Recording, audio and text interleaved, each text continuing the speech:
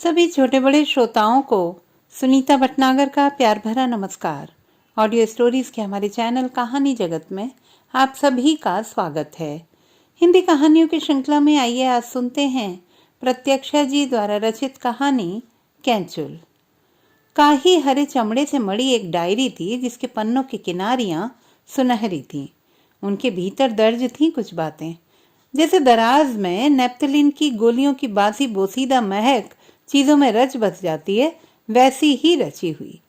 कपड़े की बारीक बुनावट में महीन एक धागे सी। ऐसा जीवन ही तो था। तो खैर, बात सिर्फ इतनी थी कि एक पिता था जो पति भी था और आदमी भी, जो बेटी पर दिल जान लुटाता था और बीवी पर भी, जिसकी नौकरी गई थी या जाने को थी। एक औरत थी जिसका यथार्थ उस घर के परे था, जो यहाँ सिर्फ एक खामोशी थी, एक छाया।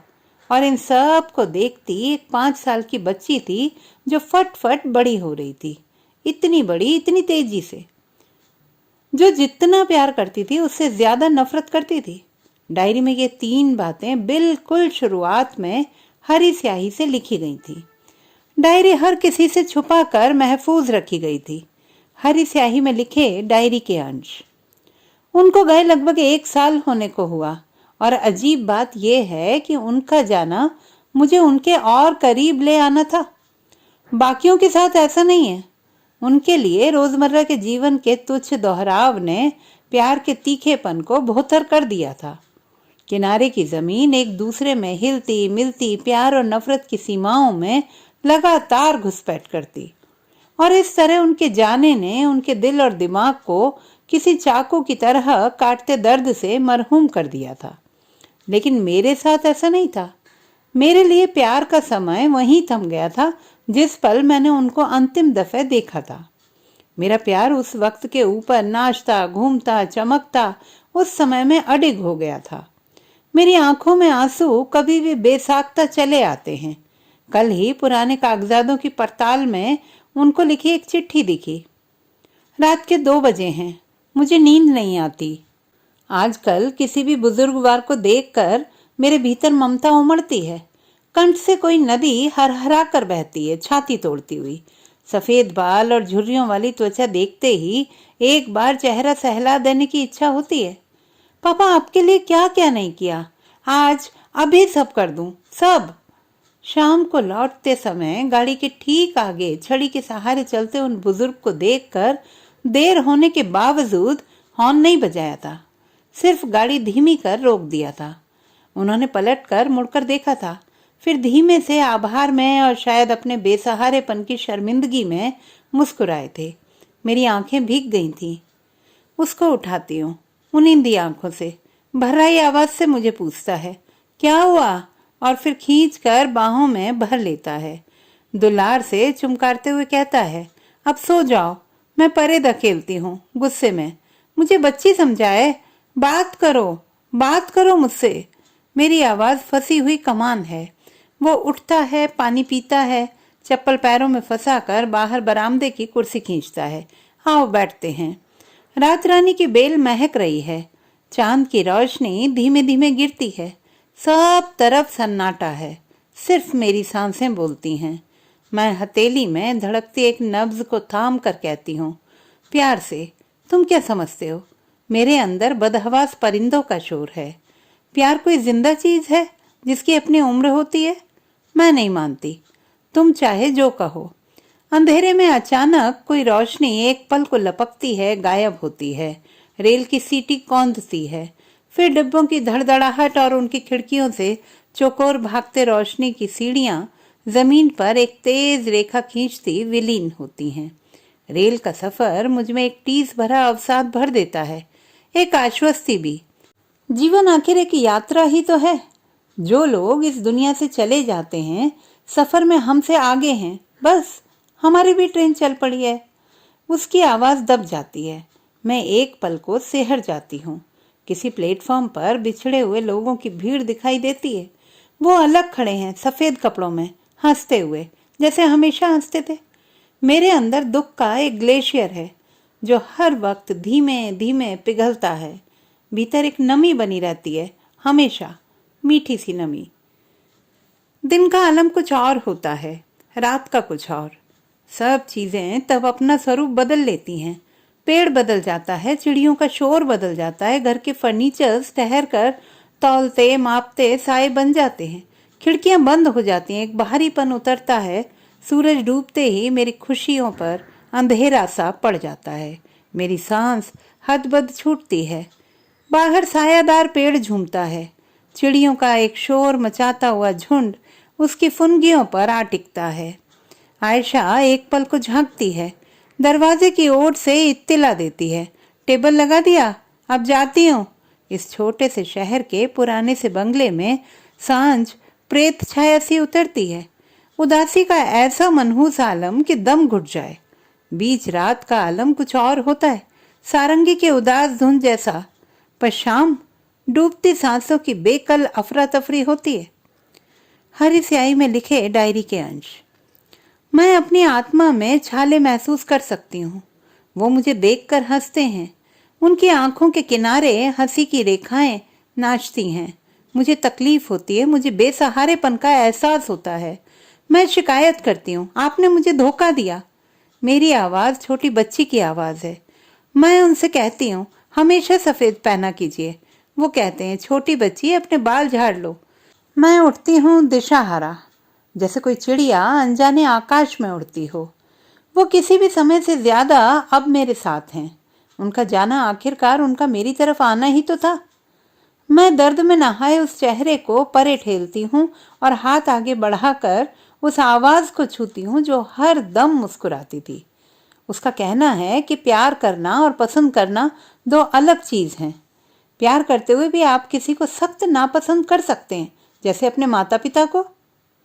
यात्रा में जीवन की फिलॉसफी आसानी से समझ आती है, खासकर जब बाहर झमझम बारिश हो रही हो। मैं समझाना चाहती हूँ कि जीवन में कोई नियम नहीं होता। देखो, आज सुबह से मन भरा भरा लग रहा है, जबकि कहीं कोई दर्द तकलीफ भी नहीं, कहीं पहुंच जाने की जल्दी भी नहीं।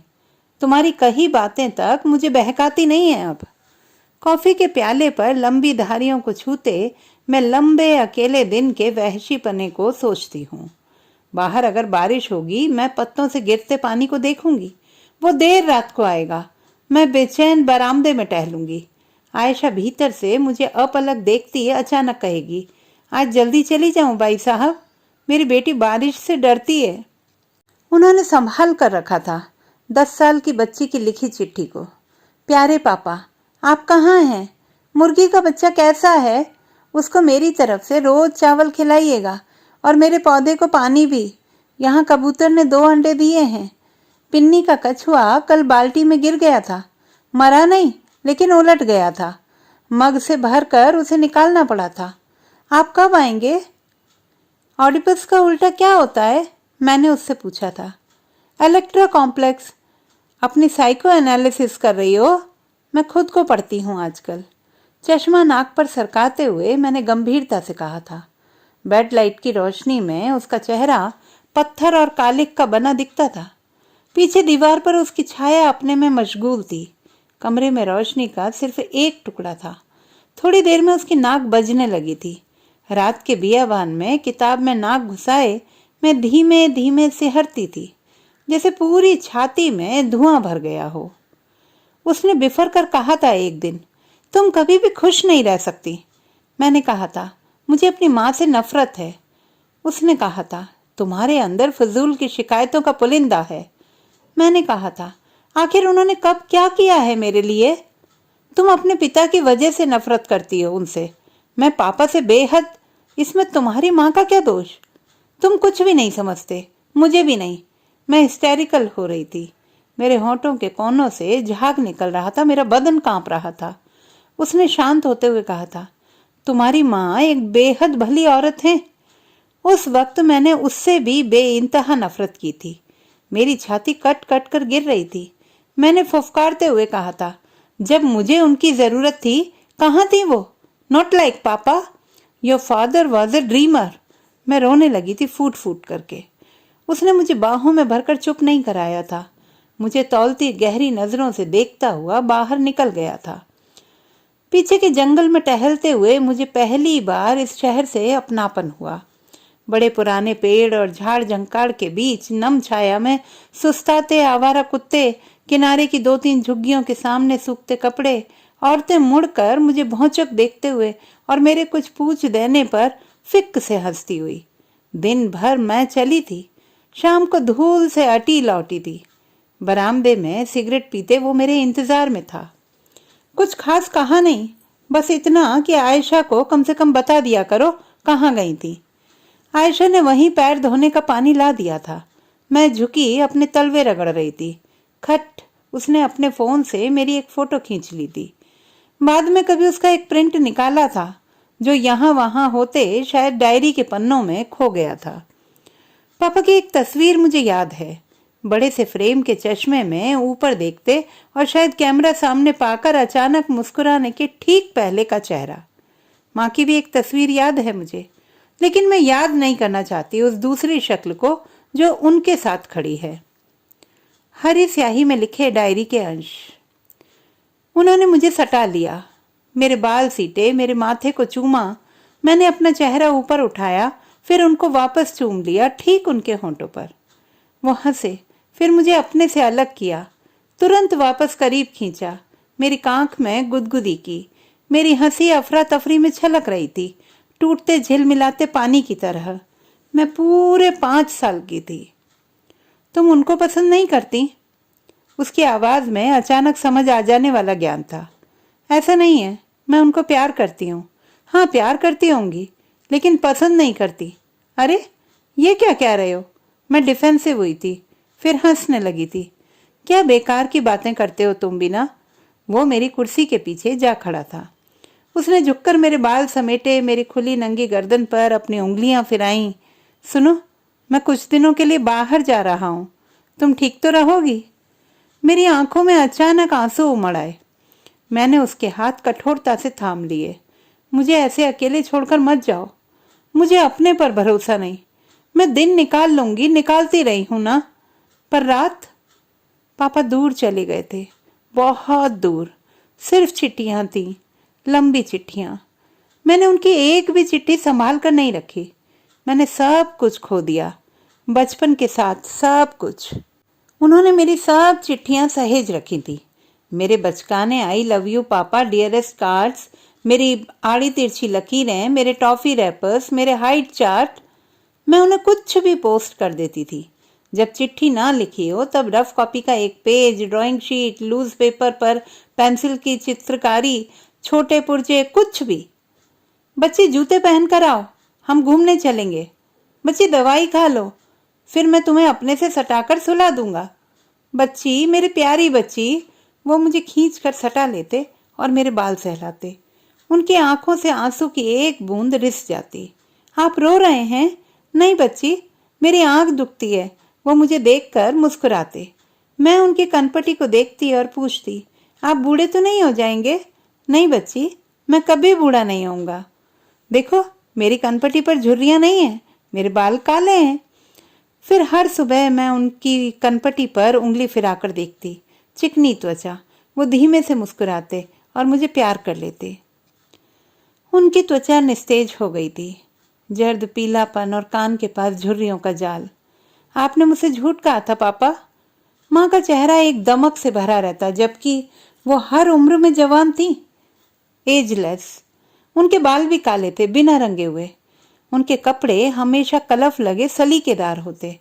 पैरों में पतले चप्पल और हाथ में सोने का एक पतला कंगन। वो गोरी थी, बहुत। लोग उन्हें मेरी बड़ी बहन समझते थे। मुझे लगता था कि एक दिन वो मुझसे भी छोटी हो जाएंगी। वो मुझसे सुंदर थी, मैं पापा जैसी थी, सांवली, पतली और चश्मा लगाए। मेरे सब दोस्त उनके दोस्त से ज्यादा बन जाते थे।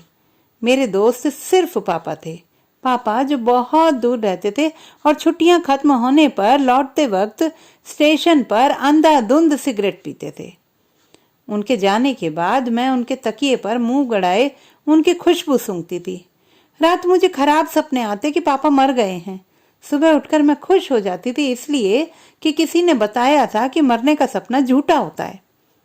दिन में खिड़की के सामने मोटरसाइकिल पर टिका लड़का मुझे खिड़की पर देखकर गाता था, तुमको मैं चुरा लूंगा तुमसे, दिल में बसा लूंगा। मैं खिड़की बंद करती माँ को देखती थी। वो लड़का माँ के कॉलेज में पढ़ता था और एक दिन मैंने देखा उसे माँ को देखकर सीटी बजाते हुए। हमारा घर बीमार रोशनियों का घर था। कोनों में चुप्पियां लटकी रहती, छतों से मनहूसियत टपकती। हरी स्याही में लिखे डायरी के कुछ और अंश। उन्होंने मार्मलेड पाव रोटी के टुकड़े पर फैलाया और मुझे खिलाया। उन्होंने तब मेरे होंठ अपनी उंगलियों से पोंछे और कहा, अब सपने देखो। मैंने उनकी तरफ देखा। मेरा प्यार मेरी आंखों में सूरज की तरह चमक रहा था। काला कौवा मुंडेर पर बैठा बेतहाशा कांव कांव कर रहा था। मुझे पता था आज वो आएंगे। मुझे पक्का पता था। रात में शीशे की खिड़की पर कंकड़ पड़े थे। मैं नहीं चाहती थी कि आज पापा आए। मेरे अंदर एक डर था, भयानक डर। माँ ने नीली साड़ी पहनी थी और उनके शरीर से एक मध्यम खुशबू उठती थी। उनकी आंखें अंधमुंदी सी थीं। मुझे लगा था कि आज मुझे जागना है रात भर।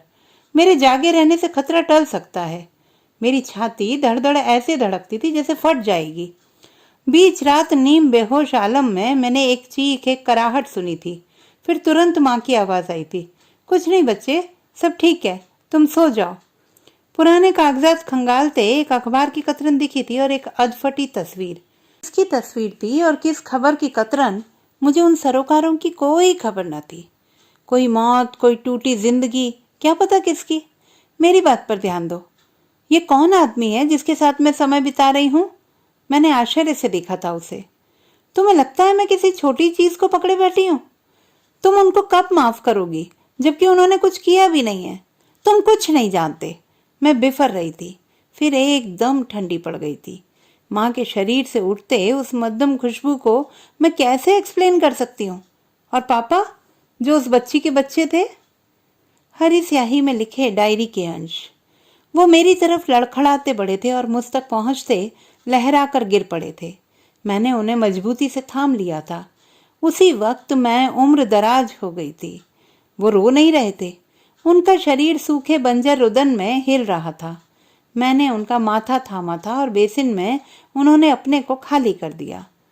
बेसिन के इनामिल में हरी उबकाई के अवशेष बहुत दिनों तक सूखे चकत्ते बनाते रहे थे। मैं अब बच्ची नहीं थी। माँ अपनी महक के साथ इस घर से अनुपस्थित थी। मैंने रगड़ रगड़ कर घर साफ किया था, पर बेसिन का इनामिल छुआ तक नहीं। वो सिर्फ दूसरे लोग थे अब, मेरे माता पिता नहीं। दीवार पर की तस्वीर दो अनजान लोगों की थी। उनकी आंखों में अब चुप्पी रहती। मैं उनका चेहरा सहलाती तो उनकी आंखें दर्द में झपक जाती। वो कहते, बच्ची मुझे अकेला छोड़ दो। फिर देर रात बत्ती जलाकर कागजों को संभाला करते। मैं दबे पांव कमरे में झांकती तो मुड़कर मुझे देखते और कहते, बच्ची तुम सो जाओ, मुझे काम है। मैं बुदबुदाती, अब मैं बच्ची नहीं, 16 साल की औरत हूँ और अब आप सो जाइए। कभी कभी वो मेरी बात मान लेते थे, कभी नाराज हो जाते थे। अलमारी से मैंने माँ के कपड़े हटा दिए थे। माँ जब आई थी तो बेतरह नाराज हो गई थी। ये किस लिए किया तुमने? उनकी आवाज में एक अजीब किस्म की हैरानी थी। पापा को मैं संभाल लूंगी, आपकी जरूरत नहीं है। क्या पागलपन की बातें कर रही हो? दिमाग सही है? मैंने ढिठाई से कहा था। रात को मैं उनके बाल सहला देती हूँ, उन्हें नींद आ जाती है। माँ सिर्फ आधे दिन के लिए आई थी। लौटने के पहले वो पापा के कमरे में 1 घंटे के लिए बंद थी। मैं बाहर बिफरे शेर की तरह टहल रही थी। उस रात पापा ने मुझे अपने कमरे में बुलाया था। बच्ची तुम्हें कोई तकलीफ है, कोई शिकायत है? पापा आई लव यू। मैं रोने लगी थी। पापा ने उजाड़ आंखों से देखते हुए कहा था, बच्ची तुम्हारी माँ भी तुमसे प्यार करती हैं। और पापा आप? उन्होंने कुछ कहा नहीं था, सिर्फ एक बार मुझे सटा कर कहा था, बच्ची सो जाओ अब।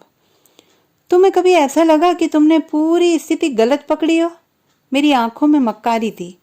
चलो तुम्हारी बात एक बार मान लेते हैं। फिर पापा ऐसे क्यों हो गए? जिंदा दिल प्यार करने वाला इंसान जीते जी मर जाए? शायद इसलिए कि उनका मन ही ऐसा था, अवसाद भरा। जीवन में फॉरगिवनेस बड़ी चीज है। तुम उनसे कभी मिले नहीं, तुम नहीं समझ पाओगे।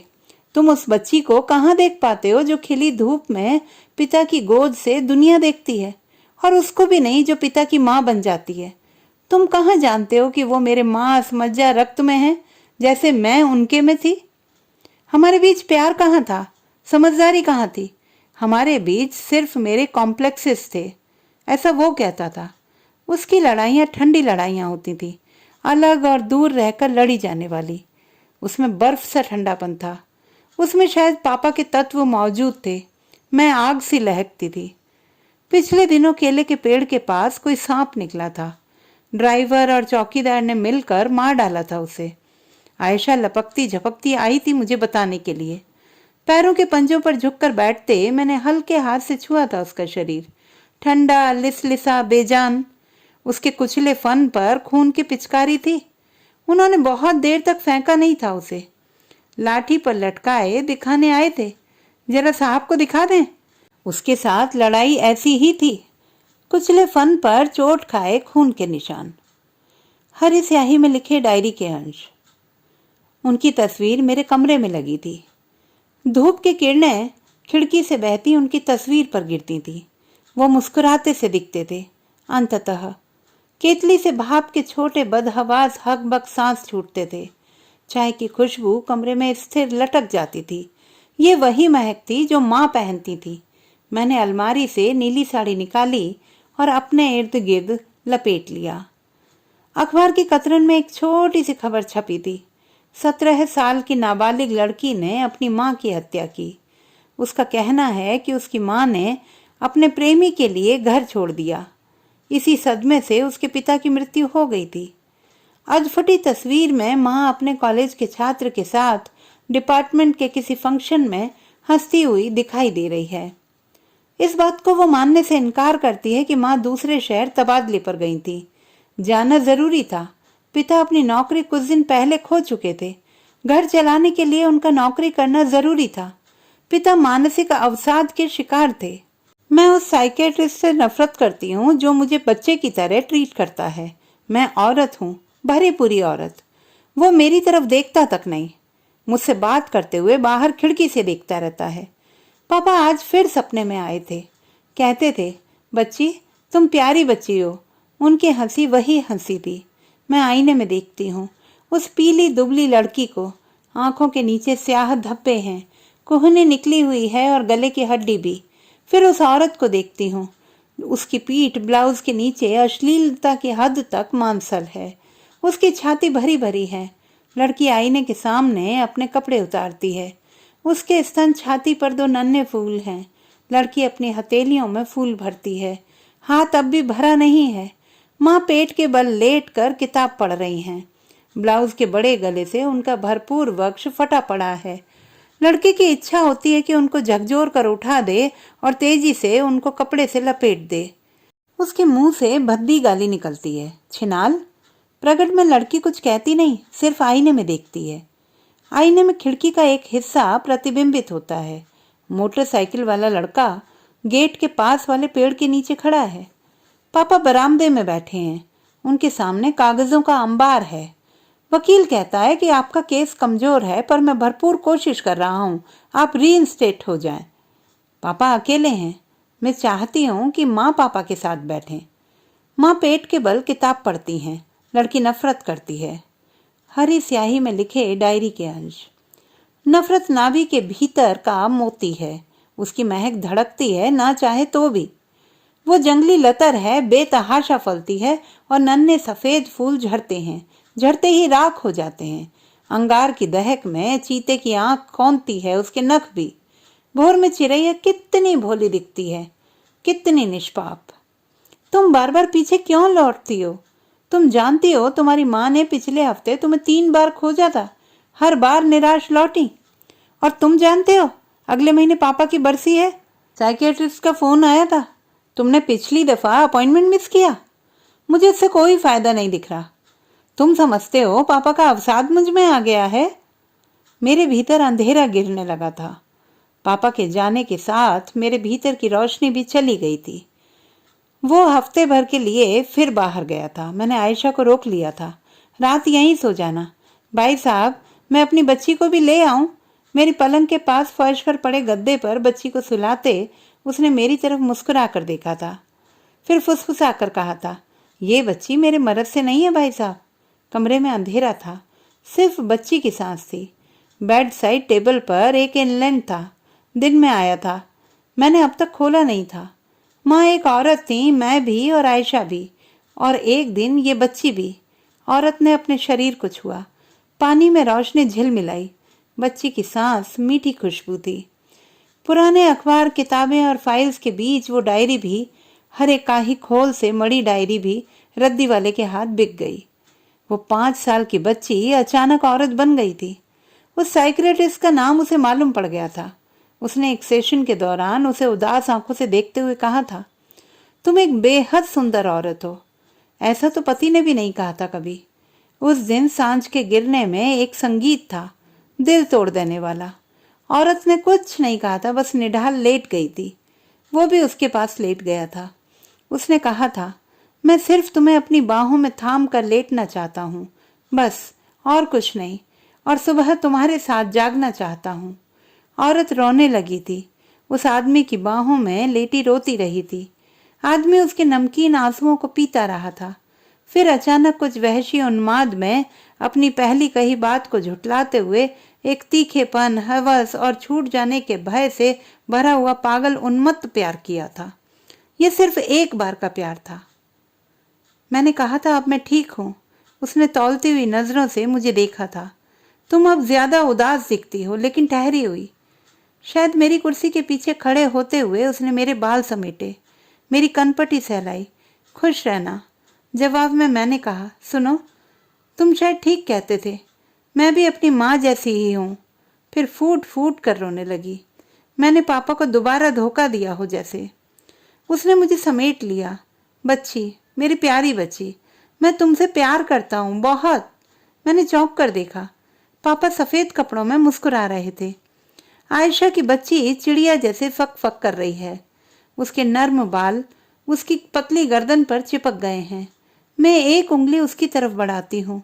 2 डग आगे बढ़कर मुंह गिराकर हंसती है, फिर मुड़कर माँ को देखती है। उसके गाल पर मच्छर के कांटे का निशान लाल दाने की तरह उभर आया है। फिर डगमग डगमग आगे बढ़कर मेरी उंगली पकड़ लेती है। मेरे अंदर कुछ ऐंठता है। हिचकियों का एक रेला मेरे अंदर उमड़ता है। मैं फिर बच्ची बन जाना चाहती हूँ। बच्ची मुझे देखकर डर जाती है, बुक्का फाड़ कर रो पड़ती है। मेरे भीतर कोई चीज है जो मरती ही नहीं। चुप हो जा मेरी बच्ची, प्यारी बच्ची। आयशा बच्ची को पुचकारते हुए उठा ले जाती है। भाई साहब को दिख कर रही थी मेरी गुड़िया। छाती से उसे चिपटा लेती है। कंधे पर सिर टिकाए आंसुओं भरे गाल से गुड़िया मुझे अपनी निर्दोष गीली आंखों से तकती है। केले के पेड़ के पास मिट्टी नम है। एक छोटा नल है। कोई अनजाने पौधे की लतर है। नन्हे पीले फूल हैं। पत्थर के 2-4 चौकोर उबड़ खाबड़ टुकड़े आड़े तिरछे रखे हैं, जिनके बीच बेतरतीब घास की बढ़त है। थोड़ी सी मिट्टी चिकनी है। पेड़ से छनकर आती धूप गजब मीठी है। हाथे के उस छोटे से कोने में पहुंचते ही मेरी सांस थम गई है। इस छोटी सी जमीन की हवा अलग है, समय अलग है। मेरी सांस रुक जाती है एक पल को। इतना साफ, इतना सच्चा, इतना निष्पाप। मैं लड़खड़ाती हूँ।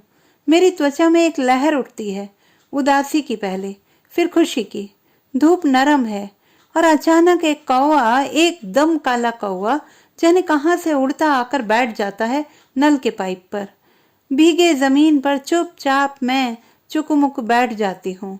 हथेली फैलाती हूँ। नल से पानी की एक बूंद, फिर एक बूंद गिरती है। मेरी हथेली धीरे धीरे पूरी भीग जाती है। तो दोस्तों, ये थी हमारी आज की कहानी। आपको कैसी लगी कमेंट बॉक्स में लिखना ना भूलें। चैनल को सब्सक्राइब करें, लाइक करें और मित्रों के साथ शेयर करें।